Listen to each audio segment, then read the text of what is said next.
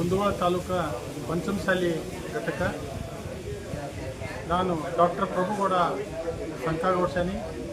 ಕುಂದಗೋಳ ತಾಲೂಕಿನ ಇವತ್ತಿನ ದಿವಸ ಕುಂದಗೋಳ ತಾಲೂಕಿನ ಎಲ್ಲ ಗ್ರಾಮಗಳ ಪಂಚಮಸಾಲಿ ಸಮಾಜದ ಯುವಕರು ಹಾಗೂ ಹಿರಿಯರ ಸಮ್ಮುಖದೊಳಗಡೆ ಇವತ್ತು ಒಂದು ಮೀಟಿಂಗನ್ನು ಕರೆದಿದ್ವಿ.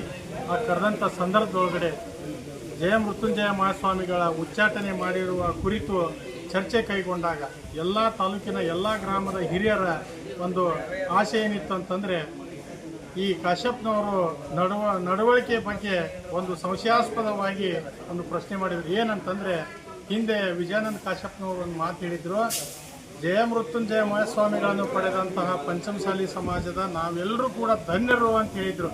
ಹಿಂದೆ ಬೆಳಗಾವಿ ಒಂದು ಸಮಾವೇಶದೊಳಗೆ ನಡೆದಂಥ ಸಂದರ್ಭದೊಳಗಡೆ.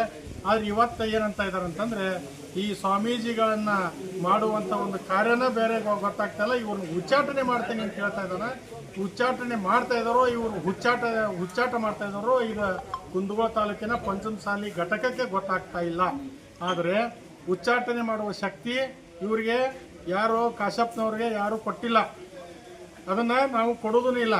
ಪ್ರತಿಯೊಬ್ಬ ತಾಲೂಕಿನ ಪ್ರತಿಯೊಂದು ಕರ್ನಾಟಕ ರಾಜ್ಯದೊಳಗಡೆ ಪ್ರತಿಯೊಬ್ಬ ತಾಲೂಕಿನ ಪಂಚಮಸಾಲಿ ಘಟಕ ಇದೆ.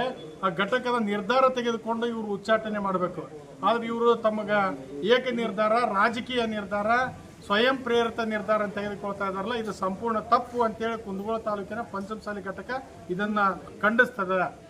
ಅಷ್ಟೇ ಅಲ್ಲ, ಇವತ್ತಿನ ಒಂದು ಸಂದರ್ಭದೊಳಗಡೆ ರಾಜಕೀಯವಾಗಿ ಇವರೇನು ಸಮಾಜನ ಬಳಸ್ಕೊಳ್ತಾ ಇದ್ದಾರ, ಇದು ತಪ್ಪು. ವಿಜಯಾನಂದ ಅವರೇ, ಮುಂದಿನ ದಿನಮಾನದೊಳಗಡೆ ನೀವು ಸಮಾಜಕ್ಕೆ ಅನ್ಯಾಯ ಮಾಡ್ತಾ ಇದ್ದೀರಿ. ಹಿಂದೆ ಒಳ್ಳೇದು ಮಾಡಿದಿರಿ, ಈಗ ಅನ್ಯಾಯ ಮಾಡ್ತಾ ಇದ್ದೀರಿ. ಅದನ್ನು ಸರಿಪಡಿಸ್ಕೊಂಡು ಮುಂದಿನ ನಿಮ್ಮ ಭವಿಷ್ಯಕ್ಕೆ ಒಳ್ಳೇದಾಗಬೇಕು ಅನ್ನುವಂಥದ್ದಿದ್ರೆ ಪಂಚಮಸಾಲಿಗಳನ್ನು ಕ್ಷಮೆ ಕೇಳ್ರಿ.